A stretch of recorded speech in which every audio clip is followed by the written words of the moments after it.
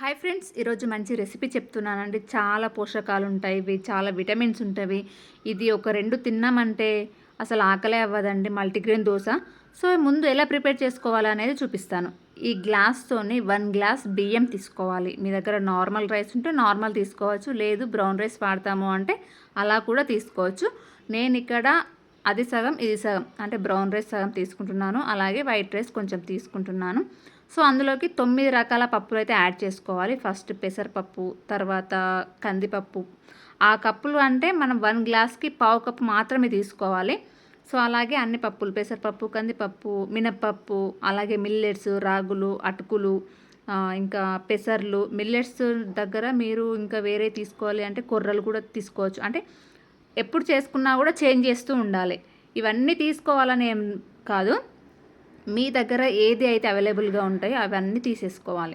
ఇలా తీసుకున్నాం అనుకోండి, ఇది కొంచెం మంచిగా హెల్త్కి మంచిది, ప్రోటీన్స్ అందుతాయి. వారానికి 2 సార్లు తింటే సరిపోతుందండి, ఎక్కువ అయితే అవసరం లేదు. సో ఇప్పుడు వీటిని ఒక 2 సార్లు కడిగి మనము వీటన్నింటి కనీసం మనం 10 గంటలైనా నానబెట్టుకోవాలి. అంటే 8 గంటల నుండి 10 గంటలైనా నానబెట్టుకోవాలి. మిల్లెట్స్ తీసుకున్నాం కదా, సో అవి కొంచెం ఎక్కువనే నానబెట్టుకోవాలి. సో 10 గంటలు అంటే నేను మార్నింగ్ 8 నుండి ఈవినింగ్ 6 వరకు నానబెట్టానండి. చాలా బాగా నానిపోయాయి. నేను వీడియోలో చూపిస్తాను చూడండి. ఎందుకంటే నేను బ్రౌన్ రైస్ కూడా తీసుకున్నాను, అది కూడా కొంచెం ఎక్కువ నానితేనే మనకు ఏ ప్రాబ్లం ఉండదు. సో ఇలా నానిన తర్వాత దీనిని 2-3 సార్లు క్లీన్గా శుభ్రంగా చేసుకోవాలి. తర్వాత దీన్ని మనం నార్మల్గా దోశ ఎలా మిక్సీ పట్టుకుంటామో అలాగే పట్టుకోవాలి. సో చూస్తున్నారు కదా, దీన్ని కూడా ఇప్పుడు వెంటనే తినకూడదు. అది 10 అవర్స్ నానింది. ఈ పిండి కొంచెం పొంగాలి, పొంగినప్పుడు మనకు కొంచెం క్రిస్పీగా వస్తుంది దోశ అనేది. సో ఇందులో కొంచెం వాటర్ యాడ్ చేసి దాన్ని నెక్స్ట్ డే, అంటే నైట్ 8కి పట్టినా కదా, నెక్స్ట్ డే మార్నింగ్ చూస్తే ఇలా పొంగిపోతుందండి, చాలా బాగుంటుంది.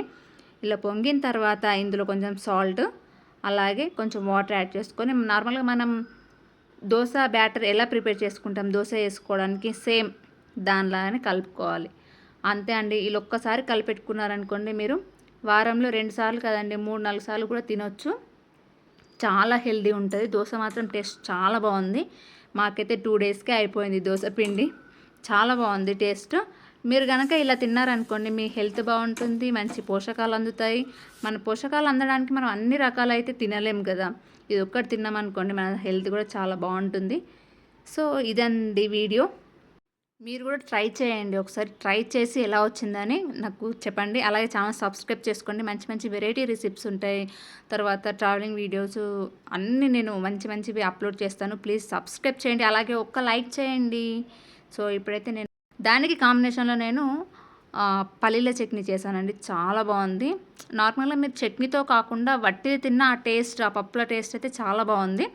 సో ఇంకెందుకు లేట్, మీరు కూడా వెళ్ళి ట్రై చేయండి. ట్రై చేసిన తర్వాతనే కామెంట్ చేయండి.